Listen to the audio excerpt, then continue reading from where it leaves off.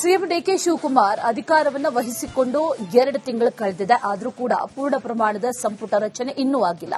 ನೂತನ ಸಚಿವರಿಗೆ ಖಾತೆ ಹಂಚಿಕೆ ಮಾಡಿಲ್ಲ. ಇದೀಗ ಖಾತೆ ಹಂಚಿಕೆಗೂ ಕೂಡ ಸರ್ಕಸ್ ನಡೀತಾ ಇದೆ. ಅದರ ಬಗ್ಗೆ ಒಂದು ಸ್ಪೆಷಲ್ ರಿಪೋರ್ಟ್ ಇದೆ, ನೋಡ್ಕೊಂಬನ್ನಿ.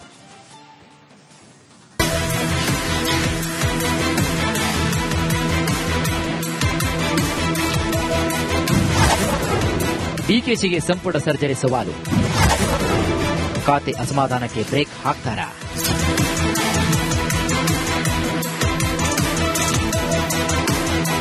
ಖಾಲಿ ಇರುವಂತಹ ಒಂದು ಸ್ಥಾನಕ್ಕೆ ಮಹಿಳಾ ಕೋಟಾದಡಿಯಲ್ಲಿ ಭರ್ತಿ ಮಾಡಬೇಕು ಎಂಬ ವಾದಗಳಿವೆ. ಒಂದ್ ಕಡೆಗೆ ಮಹಿಳಾ ಕೋಟಾ ಭರ್ತಿ ಉತ್ತರ ಕರ್ನಾಟಕ ಭಾಗದ ಕುರುಬ ಸಮುದಾಯಕ್ಕೆ ಆದ್ಯತೆ ಅಡಿಯಲ್ಲಿ ಬಸವರಾಜ ಶಿವಣ್ಣವರಿಗೆ ಸಚಿವ ಸ್ಥಾನ ಸಿಗಬೇಕು ಅಂತ ಸಿದ್ದರಾಮಯ್ಯ ಪಟ್ಟು ಹಿಡಿದಿದ್ದಾರಂತೆ.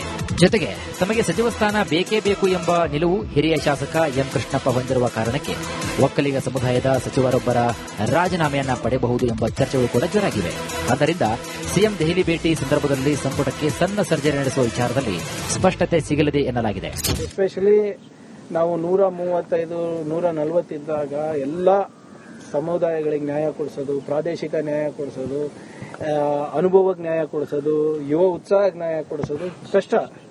ಆದರೂ ಕೂಡ ಒಂದು ಪ್ರಾಮಾಣಿಕ ಪ್ರಯತ್ನ ನಮ್ಮ ಹಿರಿಯರಿಂದ ಆಗಿದೆ. ಇನ್ನು ಕ್ಯಾಬಿನೆಟ್ ಸರ್ಜರಿ ಚರ್ಚೆ ಬೆನ್ನಲ್ಲೇ ಕಾಂಗ್ರೆಸ್ನ ಸಚಿವರು ಬದಲಾವಣೆ ಮಾಡಲು ಮುಂದಾದರೆ ಮತ್ತೊಂದು ಸುತ್ತಿನ ರಂಪಾಟ ಆಗಲಿದೆ. ಬಂಡಾಯವನ್ನ ಎದುರಿಸುವುದು ಬಿಟ್ಟು ಬೇರೆ ದಾರಿ ಇಲ್ಲ. ಒಂದೊಮ್ಮೆ ಕ್ಯಾಬಿನೆಟ್ ಸರ್ಜರಿ ಮಾಡಿ ಬೇರೆಯವರಿಗೆ ಅವಕಾಶ ಕೊಟ್ಟರೆ ಮತ್ತೆ ಅಸಮಾಧಾನದ ಬೆಂಕಿ ಸುಡುವ ಪರಿಸ್ಥಿತಿ ಎದುರಿಸಬೇಕಾಗುತ್ತದೆ ಎಂಬ ಅಭಿಪ್ರಾಯವನ್ನ ಹಿರಿಯ ಸಚಿವರು ಹೊಂದಿದ್ದಾರೆ ಅಂತ ಹೇಳಲಾಗಿದೆ.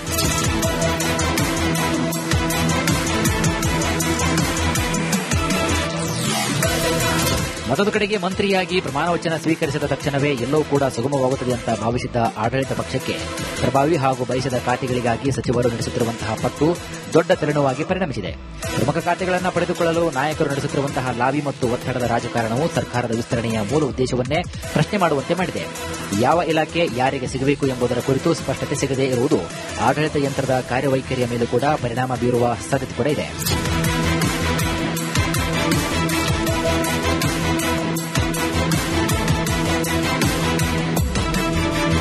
ರಾಜ್ಯ ಮಟ್ಟದಲ್ಲಿ ಉದ್ಭವಿಸಿರುವಂತಹ ಈ ಎಲ್ಲಾ ಬಂಡಾಯದ ಸ್ವರಗಳು ಮತ್ತು ಗೊಂದಲಗಳನ್ನು ಶಮನಗೊಳಿಸುವ ನಿಟ್ಟಿನಲ್ಲಿ ಮುಖ್ಯಮಂತ್ರಿ ಡಿಕೆ ಶಿವಕುಮಾರ್ ಸಂಜೆ 4 ಗಂಟೆಗೆ ದೆಹಲಿ ಪ್ರಯಾಣವನ್ನು ಬೆಳೆಸುವ ಸಾಧ್ಯತೆಗಳಿವೆ. ಭೇಟಿ ವೇಳೆ ಹೈಕಮಾಂಡ್ ನಾಯಕರೊಂದಿಗೆ ಸಮಾಲೋಚನೆ ನಡೆಸಿ ಅಸಮಾಧಾನಗೊಂಡಿರುವಂತಹ ನಾಯಕರನ್ನ ಸಮಾಧಾನಪಡಿಸುವುದು ಮತ್ತು ಖಾತೆ ಹಂಚಿಕೆಯ ಬಿಕ್ಕಟ್ಟಿಗೆ ಶಾಶ್ವತ ತೆರೆ ಎಳೆಯುವುದು ದೆಹಲಿ ಪ್ರವಾಸದ ಮುಖ್ಯ ಉದ್ದೇಶವಾಗಿದೆ. ನಿನಗೆ ತಿಳಿಸ್ಬಿಟ್ಟು ಹೋಗ್ತಾರೆ, ನಿಮ್ಮ ಹತ್ರ ಅಪಾಯಿಂಟ್ಮೆಂಟ್ ತಗೊಂಡು ಹೋಗ್ತೀವಿ.